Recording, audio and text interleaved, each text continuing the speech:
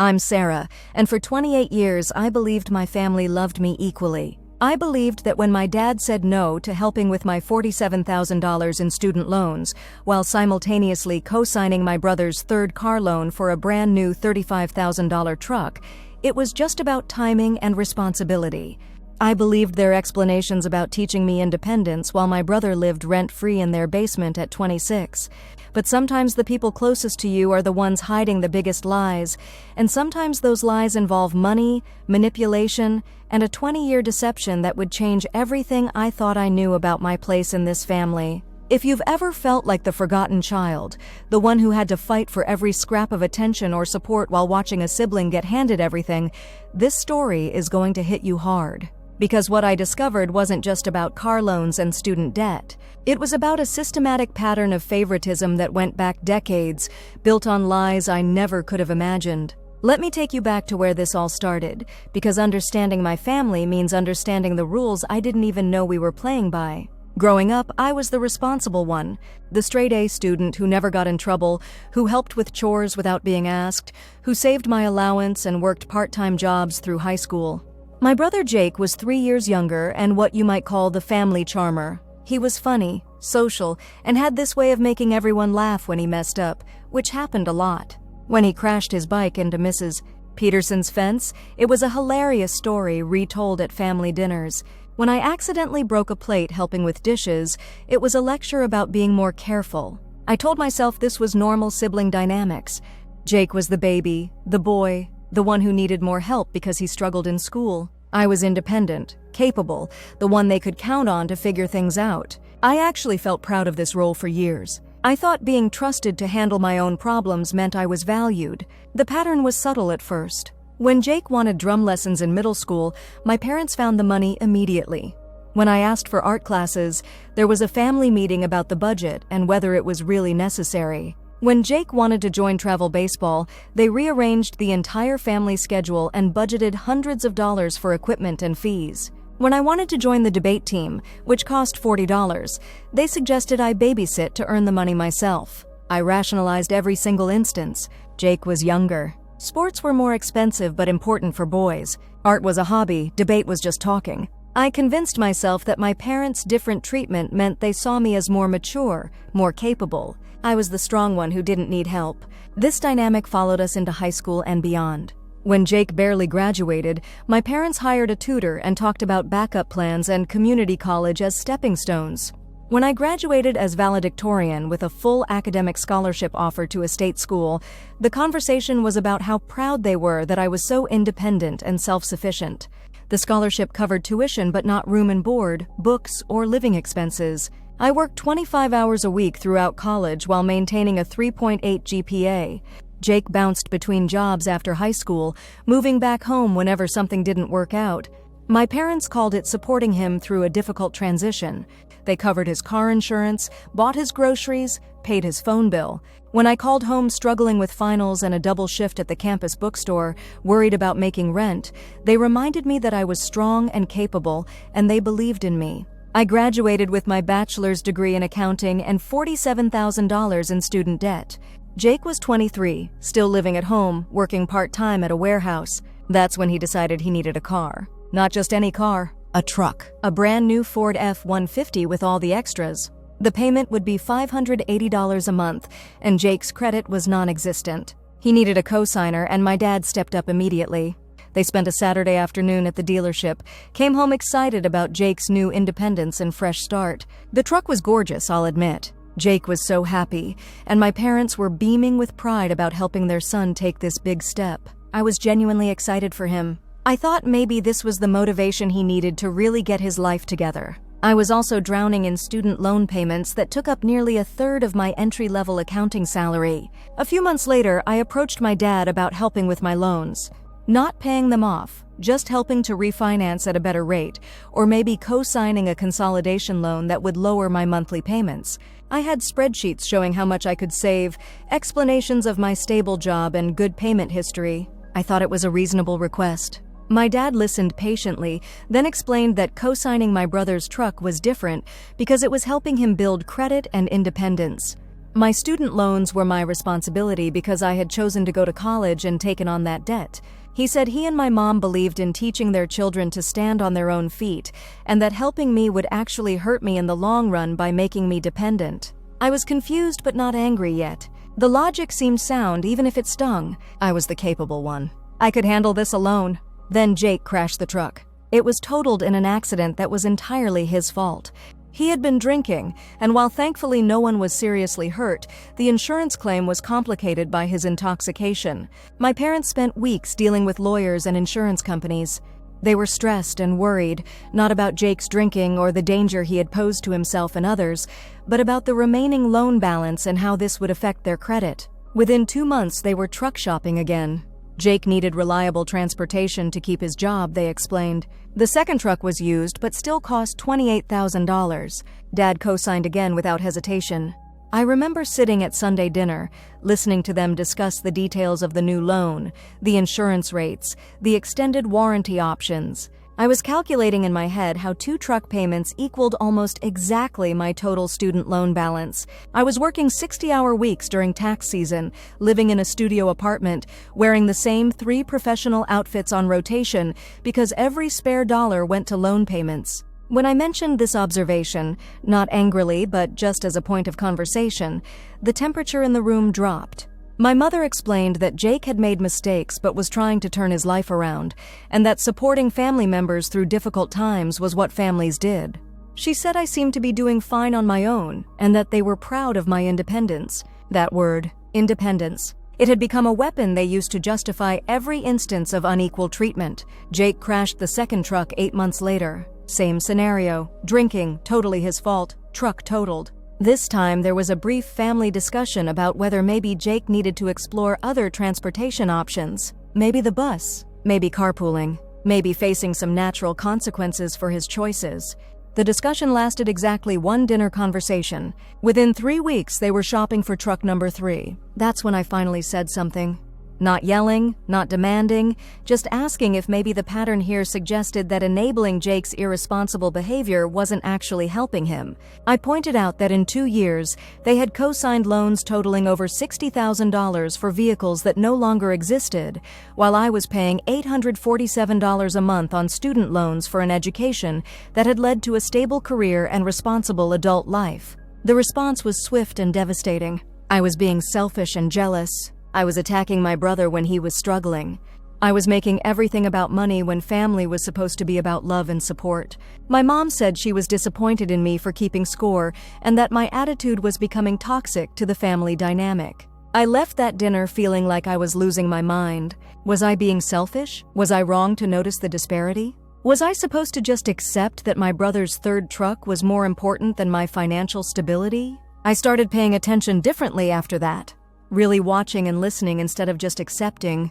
I noticed that when Jake got fired from his warehouse job, it was bad management and workplace politics. When I worked overtime to cover my bills, I was building character and work ethic. When Jake needed money for groceries or gas, it was temporary help during a rough patch. When I ate ramen for dinner 4 nights a week to make my loan payments, I was learning valuable lessons about budgeting. I started documenting things, not because I planned to build a case, but because I felt like I was losing my grip on reality. The truck saga was just the most obvious example. There were years of smaller instances that I had rationalized away. Birthday gifts that cost 3 times more for Jake than for me. Family vacations planned around Jake's schedule and preferences. Holiday traditions modified when Jake couldn't or didn't want to participate, but never when I had conflicts. The breaking point came when Jake announced he was getting married. His fiancée Emma was lovely, and I was genuinely happy for them. I was also immediately worried about the financial implications because I had been watching my parents' pattern long enough to know what was coming. The engagement party was held at my parents' house with over 100 guests. Professional catering, bartender, photographer. My parents paid for everything and seemed genuinely thrilled to be hosting such a beautiful celebration for their son. When I got engaged 6 months later to my boyfriend David, a wonderful man who worked as a high school teacher, I was excited to share the news. My parents were happy for me, they said. They loved David. They were sure we would have a beautiful life together. When I mentioned potential wedding dates and started talking about planning, my mother gently explained that they had spent quite a bit on Jake's engagement party and would need to be more modest with wedding expenses.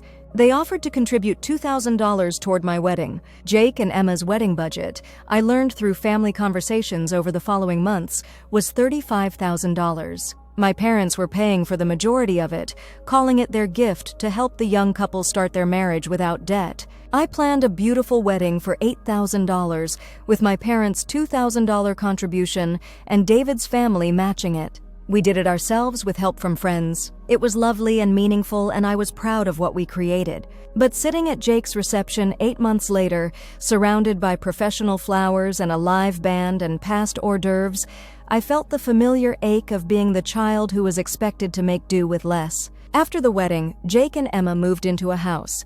Not a rental, a house my parents helped them buy by providing the down payment as a wedding gift. $25,000 for a down payment on a $180,000 home. David and I were still living in my studio apartment, saving every penny toward our own down payment. We were hoping to buy something in 2 or 3 years if we could save enough while continuing to pay my student loans and living on a teacher's and accountant's salaries.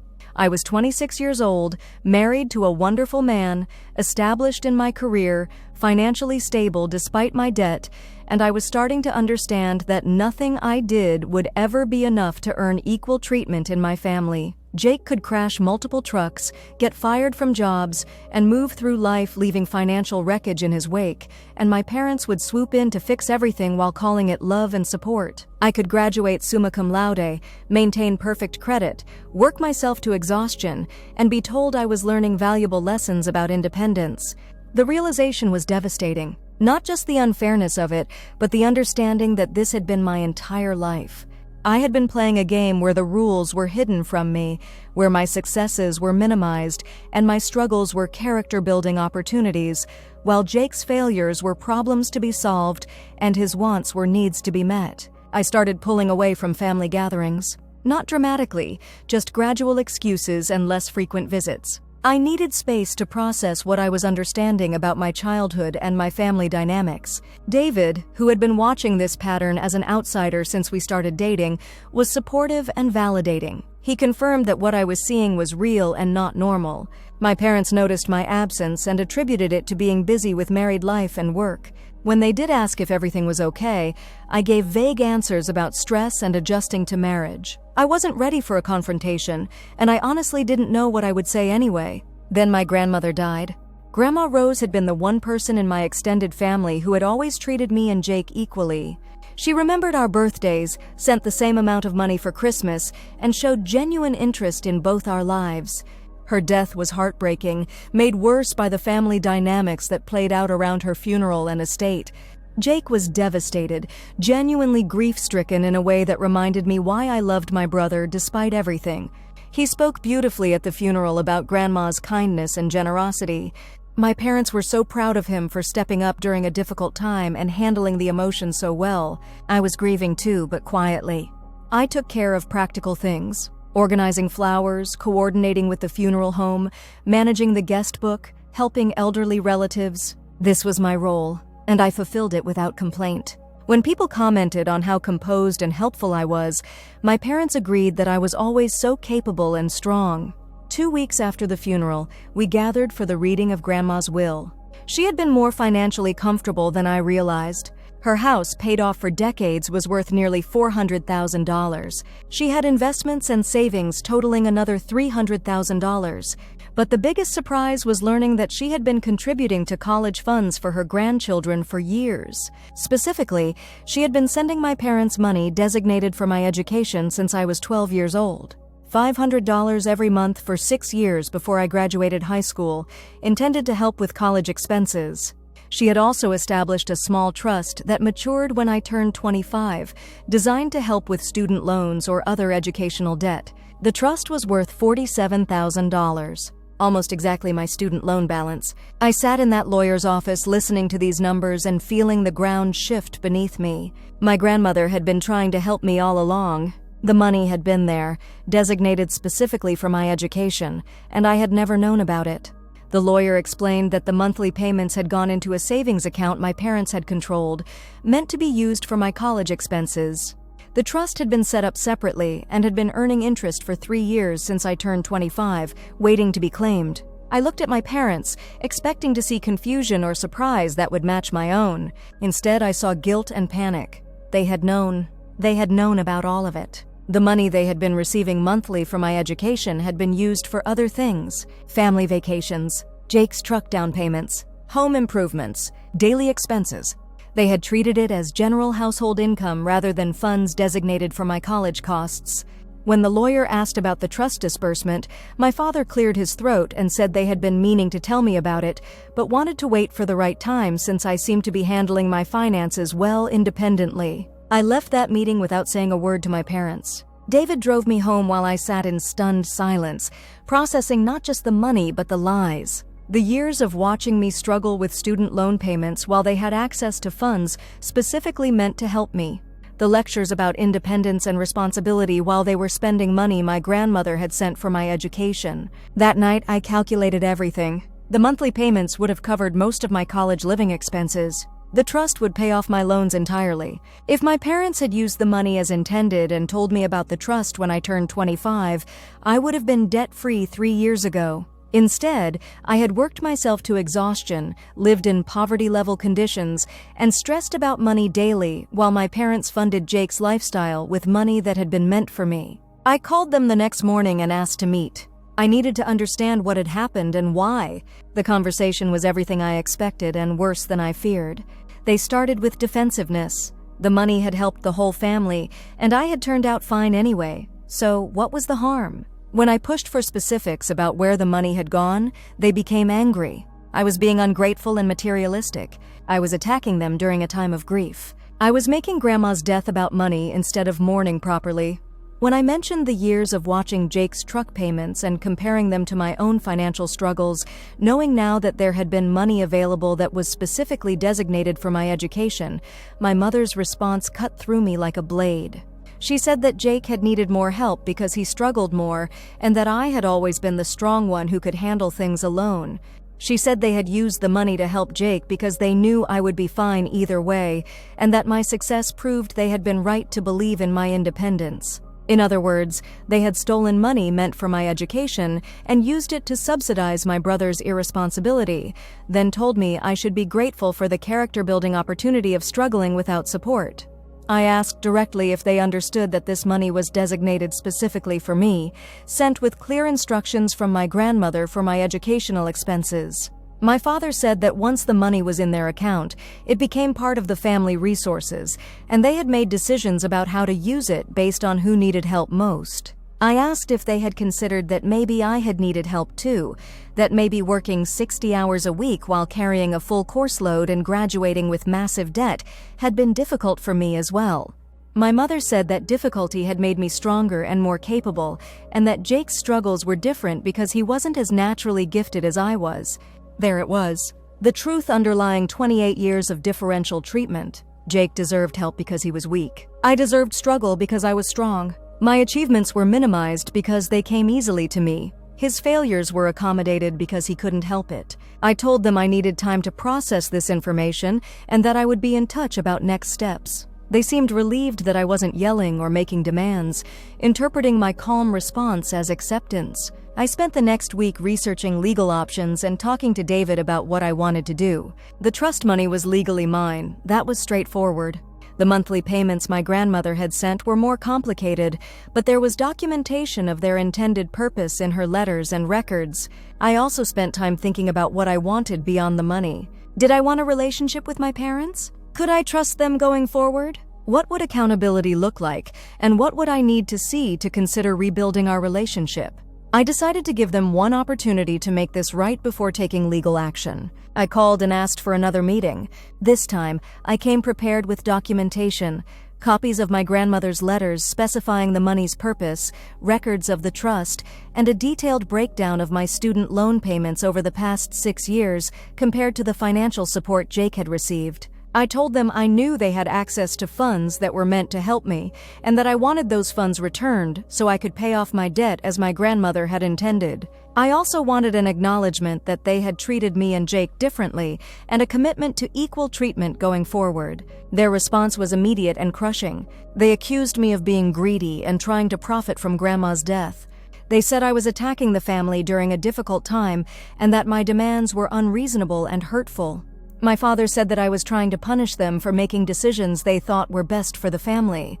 When I mentioned the pattern of differential treatment, my mother said that every child is different and requires different types of support.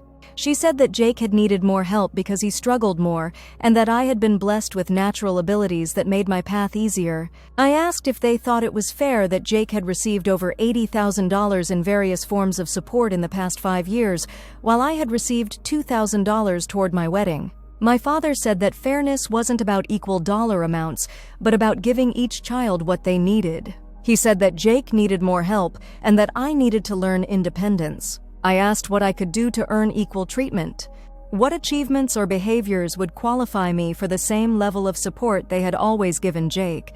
The questions seemed to genuinely confuse them. Finally, my mother said that I was already successful and independent, so I didn't need the same type of help. That's when I understood that this was never going to change. In their minds, my competence disqualified me from receiving support, while Jake's incompetence entitled him to unlimited assistance. There was no amount of success, struggle, or need that would ever convince them I deserved the same consideration they gave him automatically. I told them I would be contacting a lawyer about the trust funds and the misused education money. I also told them that until they could acknowledge the pattern of differential treatment and commit to equal consideration going forward, I would be limiting my contact with them. They were shocked. They accused me of using money to manipulate them and said they were disappointed that I would threaten legal action against my own family. They said Jake would be devastated to learn that I was attacking them during an already difficult time. I left that meeting knowing I had lost my parents long before that conversation. The people who raised me had never seen me as equal to my brother, and no amount of achievement or struggle on my part was going to change that fundamental inequality. The legal process was straightforward. The trust money was mine by law, and there was enough documentation about the intended purpose of the monthly payments to recover most of that as well. My parents fought it initially, hiring their own lawyer and claiming the money had been gifts with no strings attached. But my grandmother's records were thorough, and their own financial records showed the money being spent on things clearly unrelated to my education. We settled out of court. I received the full trust amount plus about $35,000 of the education money they had misused. It was enough to pay off my student loans entirely, with some left over for savings. More importantly, I started therapy to process the years of gaslighting and differential treatment I had experienced. Having a professional validate that my perceptions were accurate and that the treatment I had received was genuinely harmful was life-changing. I wasn't being oversensitive or keeping score inappropriately. I had been systematically treated as less deserving of support and consideration than my brother, and that treatment had real impacts on my life and opportunities. Jake reached out during this time, genuinely confused about why I was upset with our parents and worried that the family was falling apart. In talking with him, I realized that he had no idea how differently we had been treated because from his perspective, the support he received felt normal and necessary. He couldn't see the disparity because he had never experienced being denied help or being told to handle things independently. I didn't blame Jake for our parents' choices, but I also couldn't pretend the inequality hadn't happened or didn't matter. He wanted me to reconcile with our parents for the sake of family harmony, but he couldn't understand why I needed acknowledgement of wrongdoing before I could move forward. My parents' response to my legal action was to position themselves as the victims of an ungrateful and greedy daughter. They told extended family that I was suing them over inheritance money and trying to break up the family over financial disagreements. They painted Jake as the devastated brother caught in the middle of his sister's hostility. The narrative was compelling and familiar. I was once again the capable, strong one who was expected to absorb mistreatment for the greater good, while Jake was the innocent victim who needed protection from conflict. But something had shifted in me through therapy and through finally having access to the financial stability my grandmother had intended for me. I wasn't willing to play that role anymore. I sent a letter to extended family members explaining the actual situation, not just the money, but the pattern of differential treatment that had preceded it. I included specific examples and documentation, not to attack my parents, but to ensure that my side of the story was heard alongside their victim narrative. The response was mixed but enlightening. Some family members were horrified to learn about the systematic inequality and the misused education funds. Others felt that family disputes should be handled privately and that I was wrong to involve outside parties. A few admitted they had noticed the differential treatment over the years, but had assumed it was none of their business. My Aunt Linda, my father's sister, called me privately after receiving my letter. She said she had watched the dynamics in our family for years and had always felt uncomfortable with how differently Jake and I were treated, but she hadn't known how severe it was or about the financial manipulation. She also shared something that recontextualized everything I thought I understood about my family's dynamics. Linda told me that when I was born, my parents had been struggling financially. My father had been laid off, and they were behind on bills and worried about losing their house. My grandmother had stepped in with financial support that helped them get back on their feet. When Jake was born 3 years later, my parents were financially stable. My father had a good job, they had bought a larger house, and they were planning family vacations and talking about private school for Jake. According to Linda, my grandmother had always felt that my parents associated me with their period of financial stress and struggle, while they associated Jake with their recovery and prosperity. She believed this had influenced their treatment of us from the beginning. I was connected to difficult times, while Jake represented better days. Whether this was conscious or unconscious, it explained the deep-rooted nature of the differential treatment I had experienced. It wasn't just about personality differences or different needs. There was a fundamental association between me and hardship, between Jake and happiness, that had shaped my parents' responses to us throughout our lives. This understanding didn't excuse their behavior, but it helped me make sense of the intensity and consistency of the inequality. It also helped me understand why no amount of achievement on my part would ever change their perception. The associations were formed before I had any agency or identity of my own. Armed with this insight and the financial stability my grandmother had intended for me, I set about rebuilding my life with clear boundaries around my family relationships. I maintained minimal contact with my parents, holiday cards, brief responses to major life updates, polite but distant interactions at unavoidable family gatherings. I made it clear that until they could acknowledge the pattern of differential treatment and take responsibility for the harm it had caused, our relationship would remain superficial. They made several attempts to reconcile on their terms, inviting me to family dinners where the conflict would be ignored, suggesting that we put the past behind us and move forward, expressing hurt that I was holding grudges instead of appreciating everything they had done for me. Each attempt reinforced my decision to maintain boundaries. They wanted the appearance of a close family relationship without acknowledging the reality of how that relationship had functioned. They wanted me to absorb the pain of inequality for the sake of their comfort, just as I had done my entire life. Jake and I eventually found a middle ground. He couldn't fully understand my perspective, but he respected my decision to limit contact with our parents. We maintained our sibling relationship separate from family dynamics, and he stopped pressuring me to reconcile for the sake of family unity. 3 years after the legal settlement, my parents reached out through Jake to say they wanted to talk. They had been in therapy themselves, prompted by the loss of relationship with me and questions from extended family about the situation. We met at a neutral location with their therapist present. For the first time in my life, my parents acknowledged the differential treatment Jake and I had received. They admitted that they had held me to different standards and provided him with support they had denied me. They recognized that this had been harmful and unfair. They couldn't fully explain why they had made these choices, but they acknowledged that the impact on me had been real and damaging. They apologized for the financial manipulation specifically, and for the years of gaslighting me about my perceptions of inequality. It wasn't a complete transformation, but it was the first time they had ever validated my experience rather than defending their actions. It was enough to begin rebuilding our relationship on new terms. The recovery process has been slow and careful. I maintain clear boundaries about financial discussions and equal treatment expectations.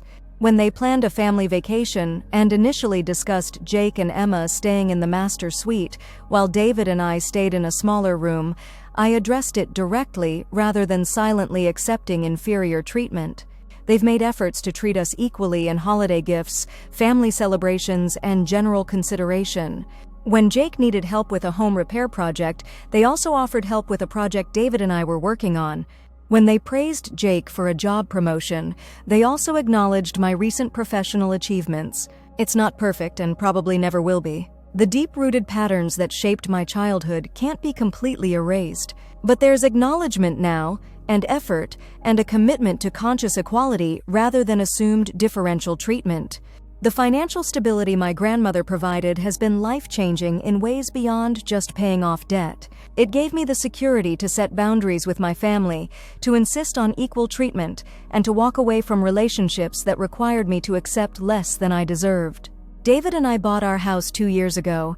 Not a mansion, but a beautiful home we chose together with a down payment we saved ourselves, supplemented by money my grandmother intended for my success. We've been able to start a college fund for future children and to make choices based on what we want rather than what we can afford. I've also used my experience to help other people who are struggling with family dynamics and financial manipulation. Through therapy and support groups, I've met countless people whose families have used money as a tool of control, who have been gaslit about their perceptions of unequal treatment, who have been told that their success disqualifies them from support, while siblings' failures entitle them to endless assistance. The pain of growing up as the unfavored child, of having your achievements minimized and your struggles dismissed, of watching resources flow freely to siblings while you're told to be grateful for scraps, that pain is real and valid and shared by more people than most families want to admit.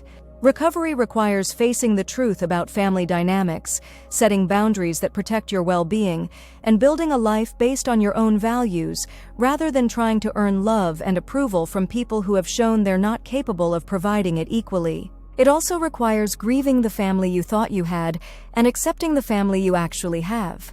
The parents who raised me were never going to love me the way they loved Jake, not because of anything I did or didn't do, but because of associations and patterns that were established before I had any control over them. That understanding was devastating but also liberating. I stopped trying to earn equal treatment and started demanding it. I stopped accepting crumbs and started insisting on full consideration. I stopped playing the role of the strong, independent child who doesn't need support and started advocating for myself as an adult who deserves respect. The most powerful moment in this entire journey came last month when Jake called asking if our parents might co-sign a loan for him and Emma to buy a second property as an investment. He mentioned that they seemed hesitant and wondered if I might talk to them about how responsible he and Emma have become. I told him that if they were hesitant, it was probably for good reasons, and that he should consider whether he could afford the investment without family financial support. I also mentioned that if he wanted to build credibility with them, he might start by paying his own car insurance and phone bill instead of continuing to let them subsidize his adult expenses. Jake was quiet for a moment, then said he hadn't realized they were still paying for those things, and that maybe it was time for him to take over his own bills. That conversation would have been impossible 3 years ago. I would have either stayed silent about my observations or gotten pulled into advocating for what I thought was best for family harmony. Instead, I gave honest feedback without taking responsibility for managing the family's financial dynamics. Jake called back a week later to thank me. He said he had started paying his own bills and that it felt good to be financially independent. He also said he had decided against the investment property for now and was focusing on building up his own savings and credit. My parents mentioned to me later that they were proud of Jake for taking initiative with his financial independence and that they appreciated whatever I had said to him about responsibility. For the first time in my life, I had influenced my family dynamics in a positive direction without sacrificing my own well-being or accepting unequal treatment in the process. If you're watching this and recognizing your own family in this story, I want you to know that the differential treatment you've experienced is real. It matters. And it's not your fault. You didn't do anything to deserve less consideration, support, or love than your siblings received. The narratives about strength and independence that families use to justify inequality are manipulation tactics, not character assessments. You have the right to equal treatment in your family. You have the right to set boundaries that protect your well-being.